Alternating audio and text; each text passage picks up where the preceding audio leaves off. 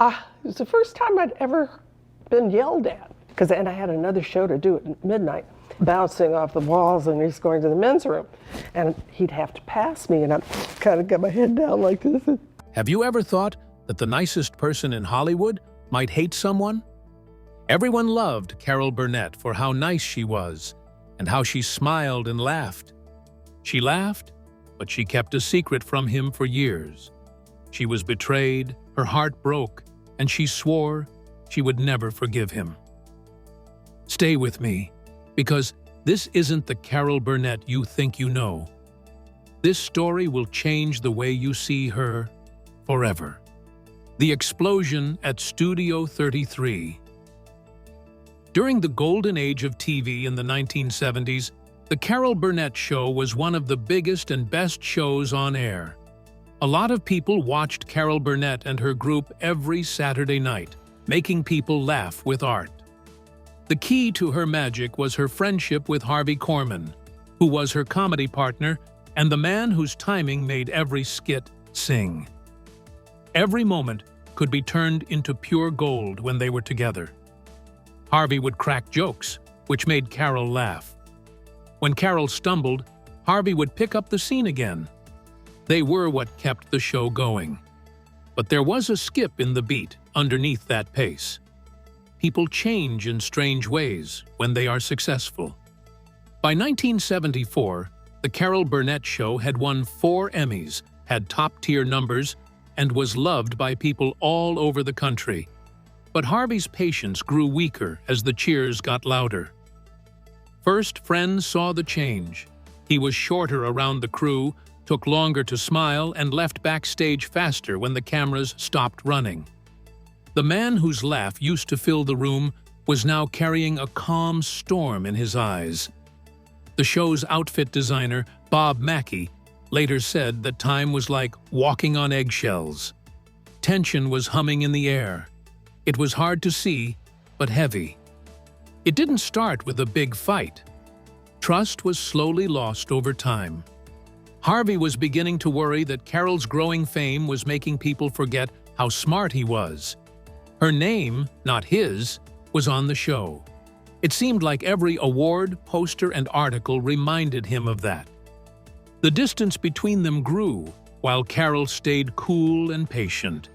Even though she still praised him in public and treated him like family, she couldn't ignore how far away he was getting. There were rumors among the crew that something bad was going to happen, but no one knew when. Then one day, everything broke open. It was a normal afternoon at Studio 33 on CBS, where they were practicing for another show. There was a lot of happiness because guest star Petula Clark had come in from London. Everything changed, though, because of a single lighting mistake that no one even noticed. Harvey's face went out of focus as the light changed. It was going to be fixed by the director. But Harvey snapped first. Years of stress came bursting out in seconds. His anger spread across the set as he slammed down his script. He didn't mean for those words to hurt so much. It got cold in the room. Carol got up from her place in the audience and stood still. Suddenly, her calm presence made her stand out. Even though she didn't scream or move, her eyes told everyone that this moment would change everything. There was no longer any laughing in Studio 33. Instead, there was a sharp silence that hurt. Harvey was gone in minutes. He walked off stage, leaving the team speechless. Carol Burnett broke something that couldn't be quickly fixed for the first time in her career. Afterward, she sat by herself and stared at the chair he had just left. It looked like the woman who taught America how to laugh was now trying not to cry. She said in a whisper that she wished it hadn't ended that way later, when the studio was empty. But being kind can only go so far, and Harvey had reached them. The news got out to the traders very quickly. The Herald-Examiner ran a big headline that said, "Harvey Corman quits the Carol Burnett Show." Some people said Carol had finally reached her limit, while others said there was a hidden feud going on. Fans were shocked. Some people across the country couldn't agree on what could have happened to make the country's nicest comic take such a stand. Carol kept her cool behind the scenes. She didn't say anything in public or do interviews. She just kept her cool. It looked like nothing had changed by the end of the week's taping. The show went on for 3 long days without its star's helper. The laughter was not as loud, and the sketches did not have their usual flow. Then, on the 4th day, someone called CBS's front desk, and it was Harvey. He didn't ask for his job back. He only wanted to talk to Carol. He said he would come in when the call was over. He went back to the set the next morning. The crew watched as he said sorry and admitted he was wrong. Things were never quite the same after that, but they worked. Harvey stayed until 1977, and he did a good job of ending his term with skill and restraint. The relationship on screen came back, but the warmth that went along with it never really went away. Their friendship changed from laughing all the time to something gentler, like respect mixed with space. Carol thought back on the years and remembered that Harvey had made her laugh the most and given her the most stress. People who work in TV call what happened at Studio 33 the moment when kindness met its limit. It proved that even the nicest person could set limits, and that respect was more important than praise. It was the beginning of a new age for Carol. She learned that being a leader sometimes means going it alone, and that being kind without being strong leads to chaos. The smile stayed, but now it had steel in it. Not only was he her director, but he was also her husband, her partner, and the person who would teach her that love can hurt more than fame ever could. The husband who forgot her heart. Before she became famous, won Emmys, and got to be praised all the time, Carol Burnett was just another dreamer on The Gary Moore Show. She had a beautiful face, was funny, and had a friendly personality that could fill a room. A director named Joe Hamilton saw the spark in her eyes one night while they were practicing. That was the second time he had worked with a TV star, but Carol was different. He saw potential and a future. Soon, late nights at work turned into dinners with friends, and those dinners turned into love. It looked like their marriage would work out. Everyone loved Carol as a talent, and Joe was the man who could make TV magic happen. They were stronger when they worked together.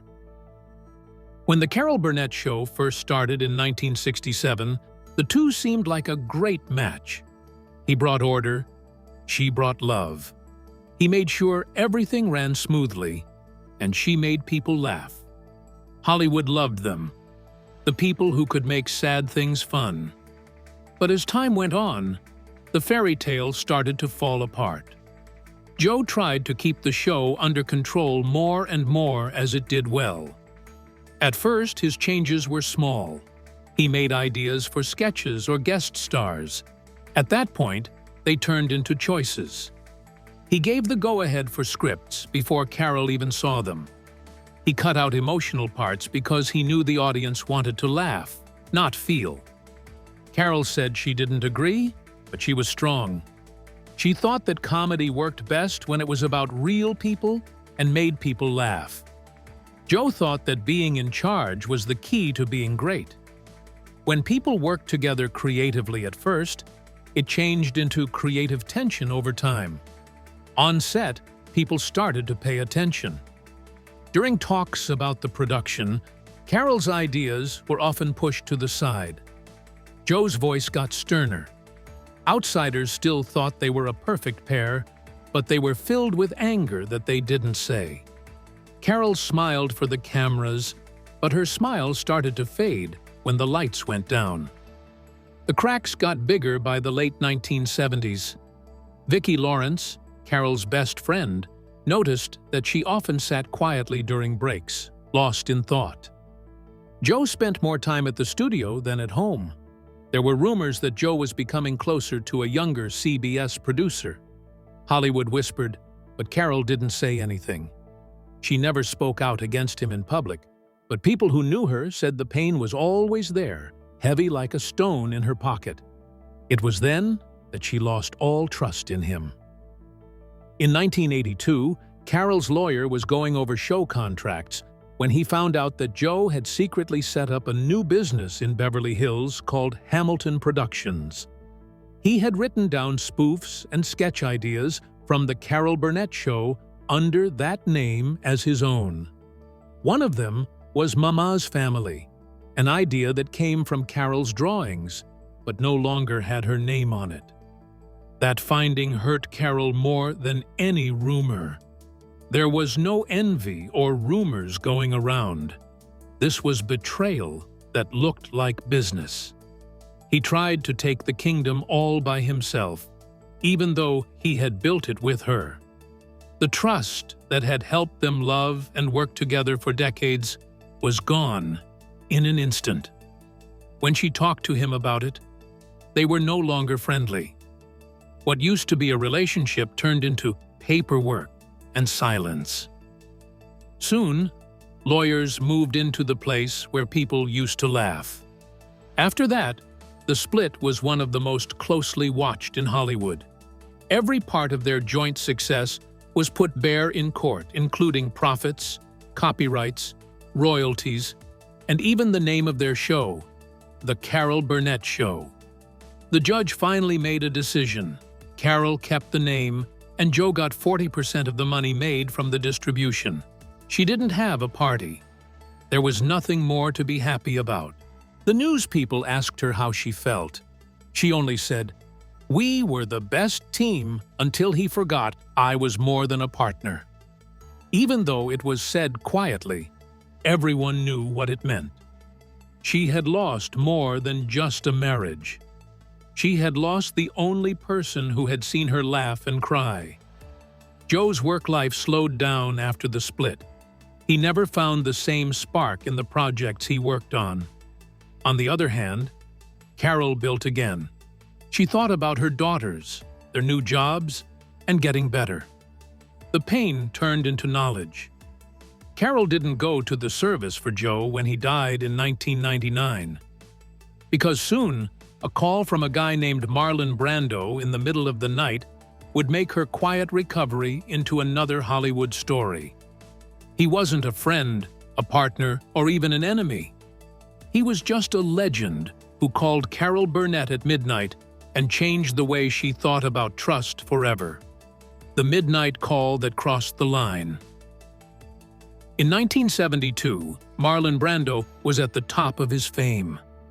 People all over the world talked about him as the face of dangerous genius after The Godfather. She was liked, trusted, and safe, and America thought of Carol Burnett as the queen of comedy. She was everything that Brando wasn't: warm instead of rebellious, kind instead of crazy. They lived in very different worlds. Still, those worlds came together in the quiet hills of Los Angeles on a strange summer night. The phone rang at Carol's house around 3 a.m. in Coldwater Canyon. Her housekeeper woke her up while she was asleep, getting ready for another week of shooting. There was a voice on the other end that every American would know. Deep, calm, and strong. "Marlon Brando. Carol," he said. She thought it was a joke for a moment. But then he started to talk about her show, how she made people laugh, and how she made them feel like they were human again.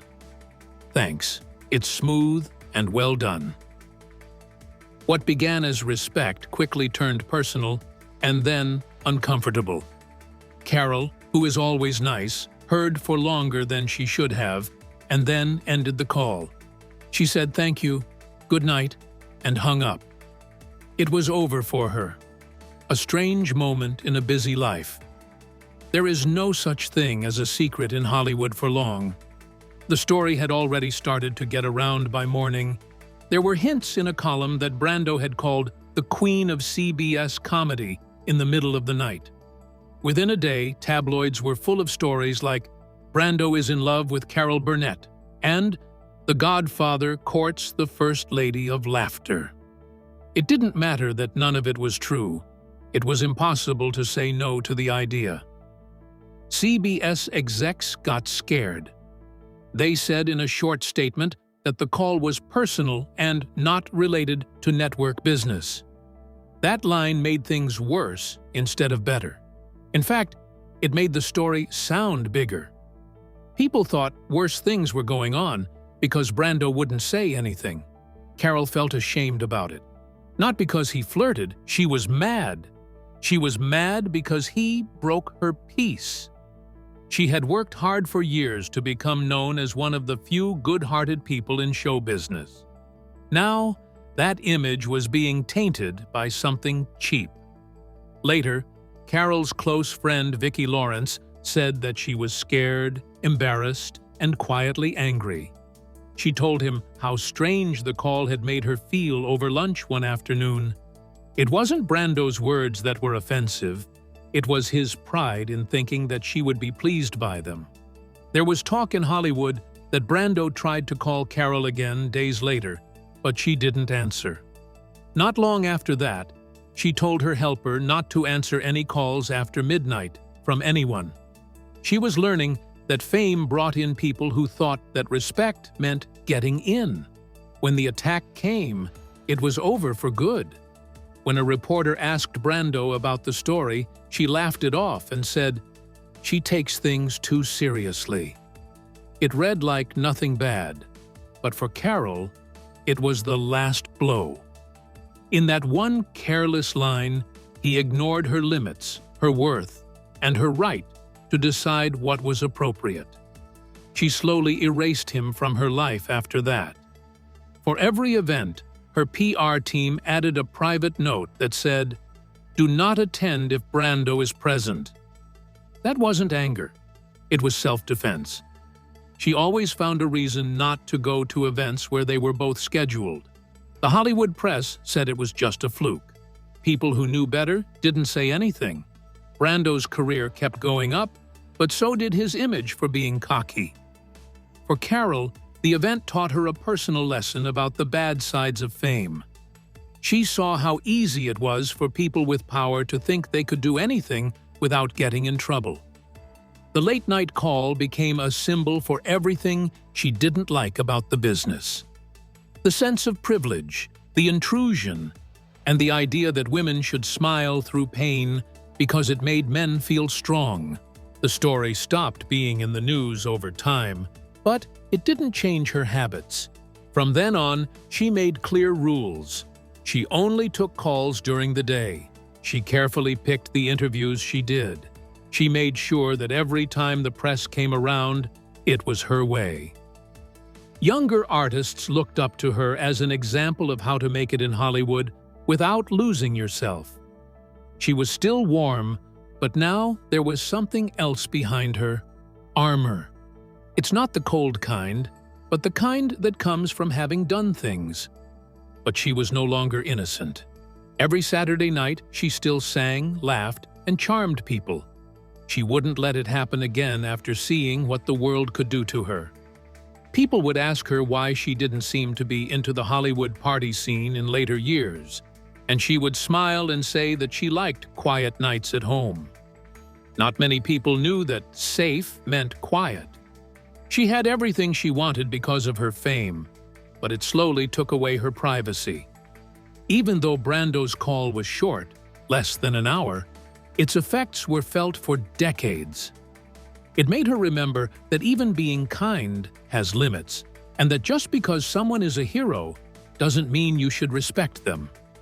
Besides that, it was the start of a slight change. As time went on, Carol Burnett changed from being the friendly entertainer who smiled at everyone to someone who knew what it meant to let too many people get too close. She kept laughing, but now it had a quiet sense of knowledge to it. She used humor as a shield, not just a gift. That night in Coldwater Canyon wasn't just a break. It was a warning. A sign that the same business that loved her could make her trash with just one phone call. as she slowly gained back her confidence and sense of control, she would soon face another problem that would happen in public, not behind closed doors. The mockery that changed everything. In 1968, the Beverly Hilton sparkled in the lights. The hall was full of the most beautiful people in Hollywood, dressed in sparkling gowns and sharp tuxedos. There were cameras, champagne, and 2 generations of stars that night. One was Cary Grant, whose charm will never go out of style, and the other was Carol Burnett, whose rise to fame can't be stopped. Grant, the gentleman of the golden age of films, had just been given an award for his lifetime of work. It was Carol, the queen of TV comedies, who was there to celebrate him. She had no idea that this night would teach her one of the hardest lessons of her career.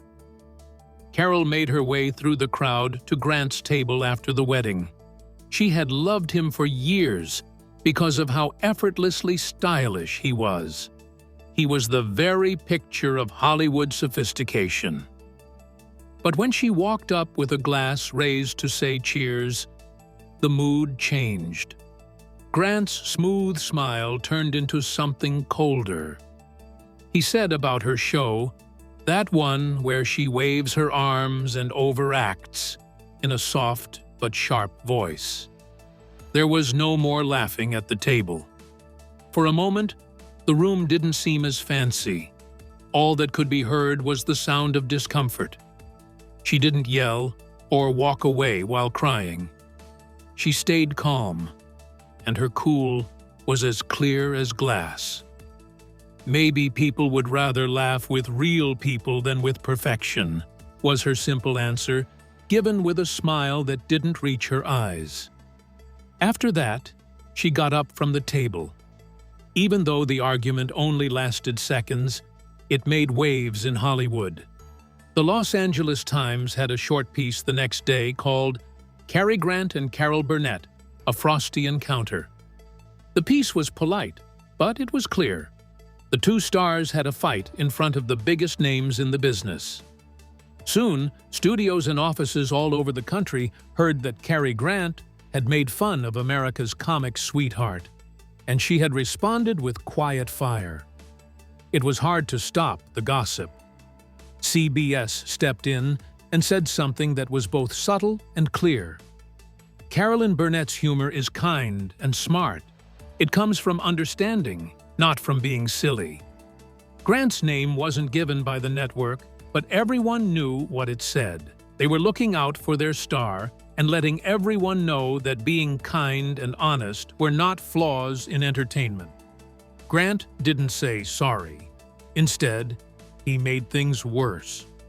When asked about the state of TV comedy in an interview with Variety, he said he liked humor with more refinement, closer to the European style. Even though he didn't say Carol's name, it was clear what he meant. Some writers said he told other writers that she made comedy lose its elegance. The comment caused a split in Hollywood. The old guard agreed, but the new generation stood strong with Carol. The public wasn't split, though. A huge number of letters were sent to see it passera. Yet to son, fans praised her kindness, warmth, and ability to make people laugh without being mean. A lot of women wrote that Carol showed the real side of Hollywood, an actress who didn't hide behind glamour, but instead accepted flaws. As more people talked about it, it became clear. Grant's bad taste had failed.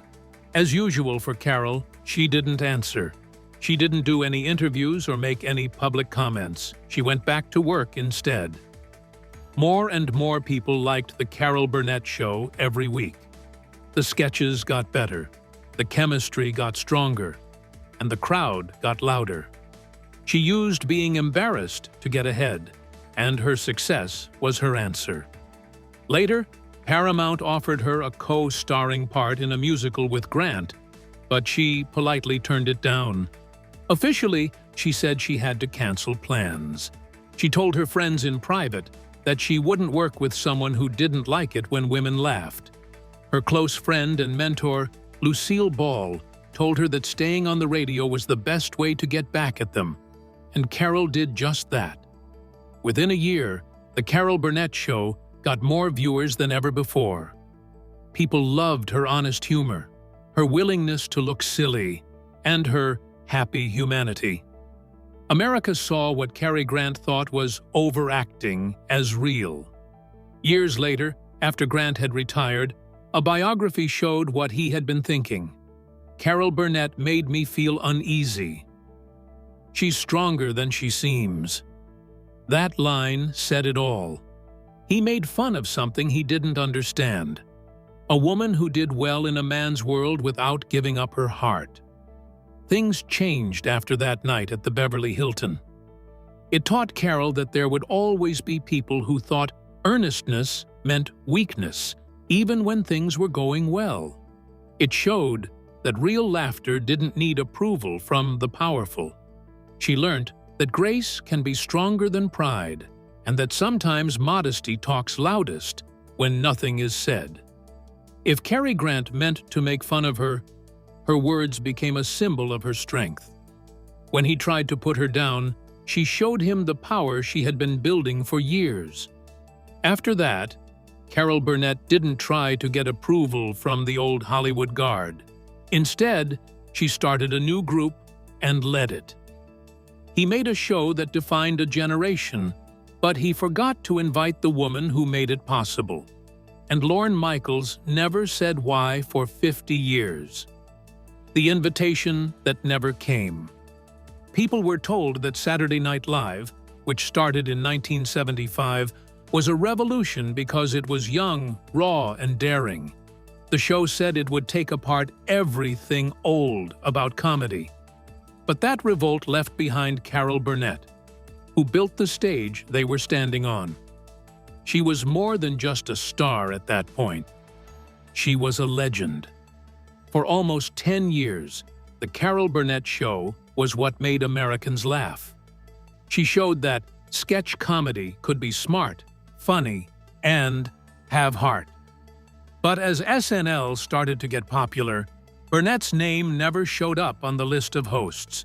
Not in 1975, 1985, 1995, or any other year. Early staff talks at NBC are said to have brought up her name as a possibility, but the show's creator, Lorne Michaels, is said to have turned down the plan. A longtime employee told Live from New York that he told her she didn't fit the spirit of the show. It seemed easy, but it had a deep message. There was a quiet wall built at that moment between the old guard of empathy and the new cult of irony. SNL stood for rebellion. Burnett stood for comfort. And in a time when being cool was everything, being friendly was seen as weak. Michaels was looking for humor, shock, and cynicism, or the funny side of conflict. Burnett's sense of humor was real. People laughed with her, not at her. In the world of current comedy, that made her soft all of a sudden. Fans began to notice the snub in the early 1980s. Newspapers wondered why the woman who started sketch comedy wasn't invited yet. An opinion piece by Washington Post reviewer Tom Shales in 1981 got a lot of attention in the business world. He said it was clear. Carol Burnett had never been on SNL, but pop singers, sports, and even politicians had. It touched a nerve. A lot of fans wrote letters to NBC asking the same thing.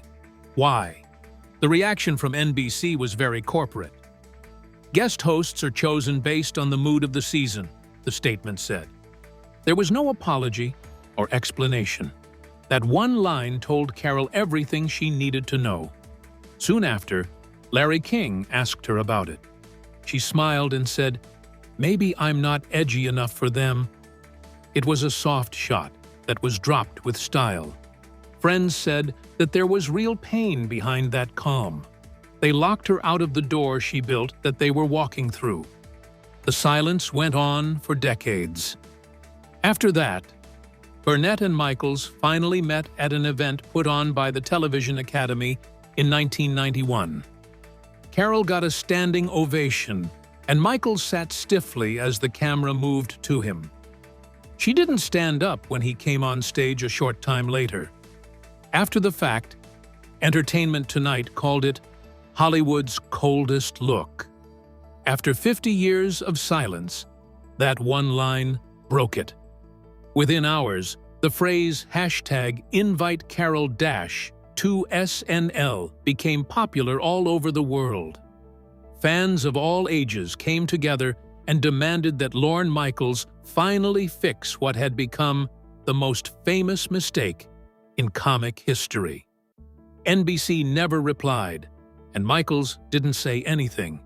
But Carol didn't need a stage to show how good she was. Her absence had become a message in and of itself. Others were looking for an edge, but she was all about persistence. Every trend, insult, and absence had not changed how kind she was. The woman who was once thought of as old TV became the model for all comedians who came after her.